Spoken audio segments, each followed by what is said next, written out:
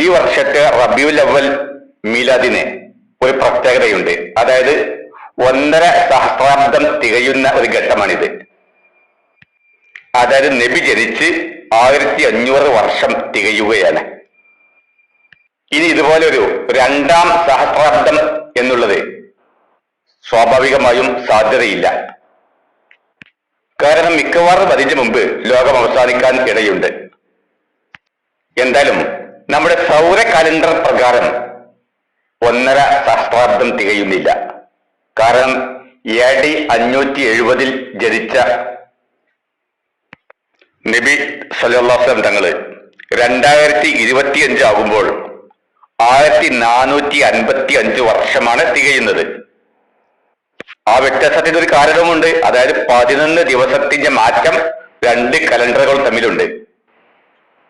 അപ്പോൾ ഇനി ഒരു 45 വർഷവും കൂടെ കഴിഞ്ഞാൽ മാത്രമാണ് സൗരവർഷപ്രകാരം നബി ജനിച്ച് 1.5 സഹസ്രാബ്ദം തികഞ്ഞു എന്ന് പറയാനാവുക. എന്തായാലും ഇസ്ലാമിലെ അനുഷ്ഠാനങ്ങളും ആചാരങ്ങളും ആഘോഷങ്ങളും വിശേഷ ദിവസങ്ങളും ഒക്കെ പരിഗണിക്കുന്നത് ചന്ദ്രവർഷപ്രകാരമായതുകൊണ്ട് നമുക്ക് ആ സൗര കലണ്ടറിനെ പരിഗണിക്കേണ്ട ആവശ്യമില്ല, അതിന്റെ പ്രസക്തിയില്ല. അതുപോലെ ഈ നബിദിനം ആഘോഷിക്കേണ്ടതാണോ അതോ വേണ്ടയോ എന്നൊരു ചർച്ചക്കും കാര്യമായ പ്രസക്തിയൊന്നുമില്ല. എന്തെന്ന് വെച്ചാൽ ഇസ്ലാമിൽ നിർബന്ധമായൊരു ആഘോഷമല്ല. ആഘോഷം എന്ന അർത്ഥത്തില് അറബിയില് ഈദ് എന്ന പേരാണുള്ളത്. ഈദുകൾ 2 എണ്ണമാണ്. ഈദുൽ ഫിത്ർ, അതായത് നോമ്പുകാലം കഴിഞ്ഞ ഉടനെയുള്ളൊരു ആഘോഷം. 2 ഈദുൽ അദ്ഹ. അത് ഈദുൽ അദ്ഹ എന്നുള്ളത് മുസ്ലിങ്ങളുടെ മാത്രം ആഘോഷമല്ല. കാരണം മുസ്ലിങ്ങളുടെയും ക്രിസ്ത്യാനികളുടെയും ജൂതന്മാരുടെയും എല്ലാം നേതാവായ മഹാനായ പൂർവ പ്രവാചകൻ ഇബ്രാഹിം നബിയുടെ ഒരു അനുസ്മരണമാണ്. അങ്ങനെ 2 ആഘോഷങ്ങൾക്കാണ് ഇസ്ലാമിൽ ആഘോഷിക്കണമെന്ന കൽപ്പനയുള്ള ആഘോഷങ്ങൾ. എന്നാൽ അതൊന്നുമല്ലാത്ത മറ്റേതെങ്കിലും ഒരു വിശേഷ ദിവസത്തെ ആഘോഷിച്ചാലും ഇല്ലെങ്കിലും ഒരു പ്രശ്നവുമില്ല. വേണ്ടവർക്ക് ആഘോഷിക്കാം, അല്ലെങ്കിൽ ആഘോഷിക്കാതിരിക്കാം. എന്നാൽ സർവ്വലോക നേതാക്കളിൽ വെച്ച് ഏറ്റവും കൂടുതൽ ആദരിക്കപ്പെടുന്ന, അനുസ്മരിക്കപ്പെടുന്ന, ബഹുമാനിക്കപ്പെടുന്ന, അതുപോലെ ഫോളോ ചെയ്യപ്പെടുന്ന ഒരു നേതാവ് മഹാനായ മുഹമ്മദ് നബി മാത്രമാണ്. അതുകൊണ്ട് ആ ഒരു മഹാന്റെ ജന്മദിനം ആഘോഷിക്കുക, അന്ന് സന്തോഷിക്കുക എന്നുള്ളത് തികച്ചും ആ നേതാവിനോടുള്ള സ്നേഹവും പ്രിയവും കൊണ്ട് തന്നെയാണ്.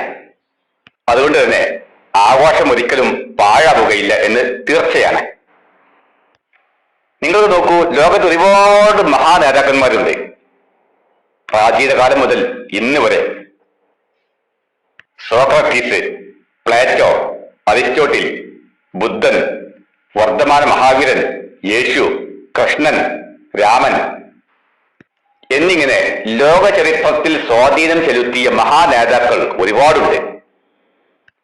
എന്നാൽ അവരൊക്കെ അനുസ്മരിക്കപ്പെടാൻ, അഥവാ ജനങ്ങളിൽ നിന്ന് മറന്നു പോകാതിരിക്കാൻ, അവരെ ഓർമ്മിക്കാൻ വേണ്ടി അവരുടെയൊക്കെ പ്രതിമകൾ ലോകത്തിന്റെ വിവിധ ഭാഗങ്ങളിൽ സ്ഥാപിച്ചു കാണും.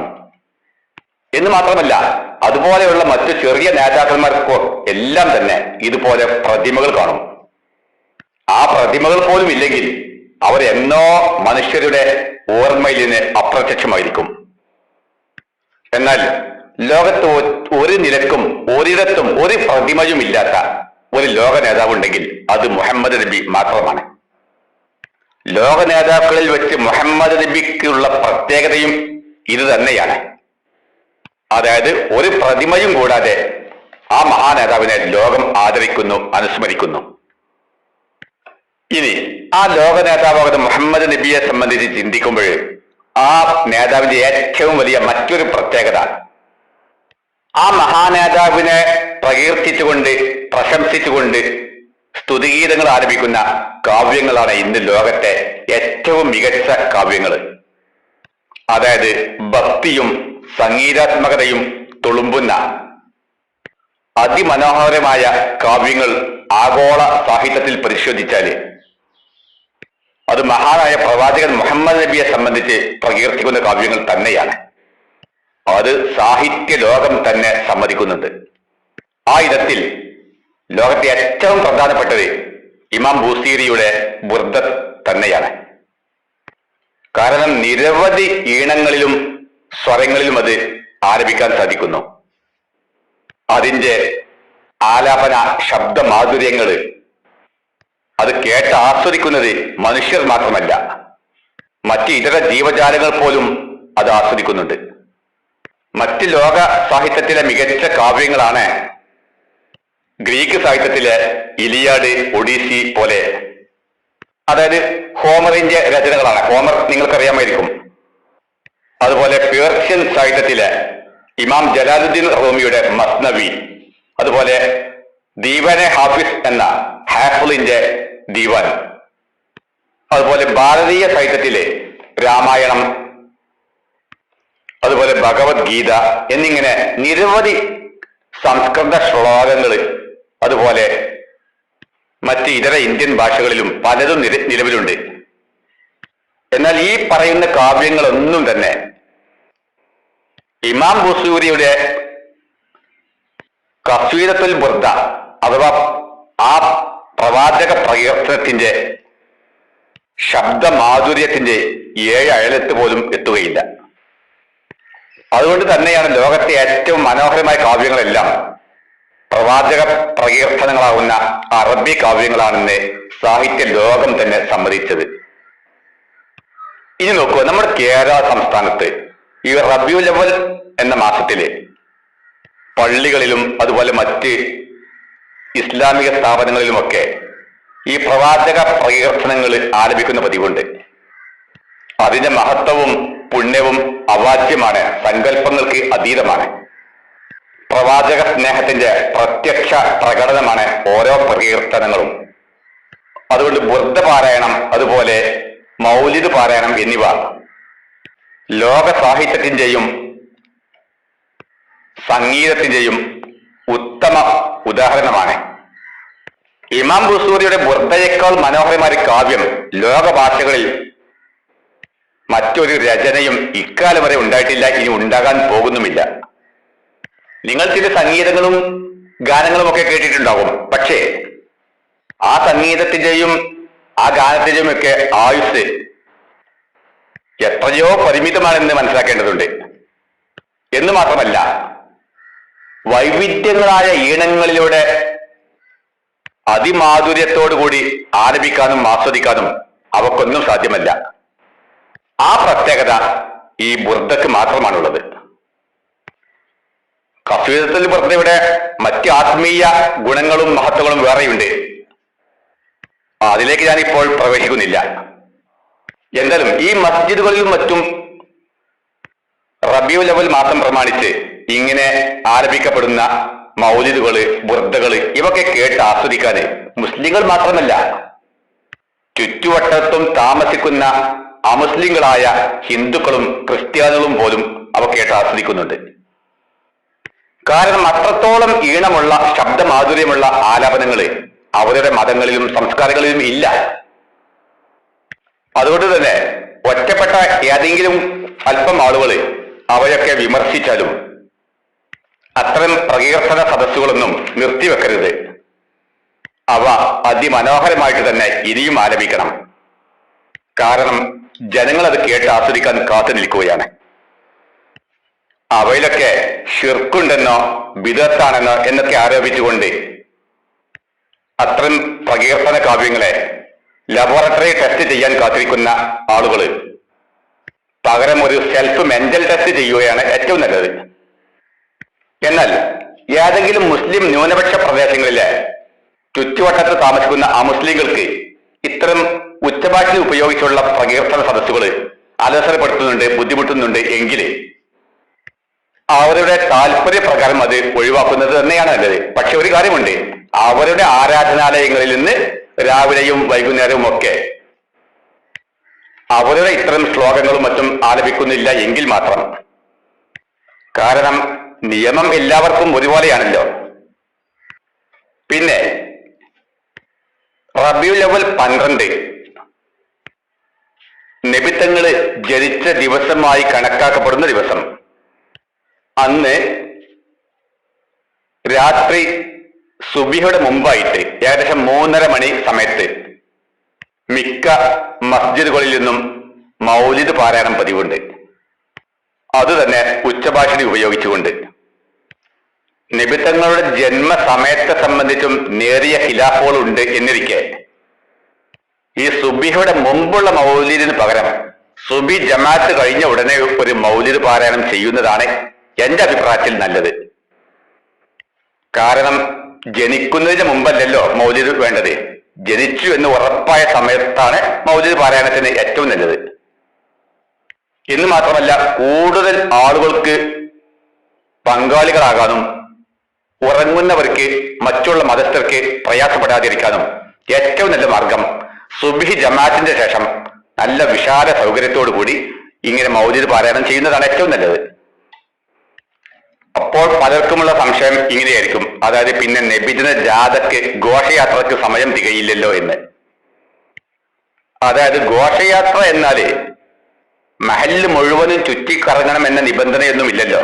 കുട്ടികളുടെ സന്തോഷത്തിന് വേണ്ടി 1 മണിക്കൂർ സമയം മാത്രം ഒരു ലഘുവായ ഘോഷയാത്ര മതി.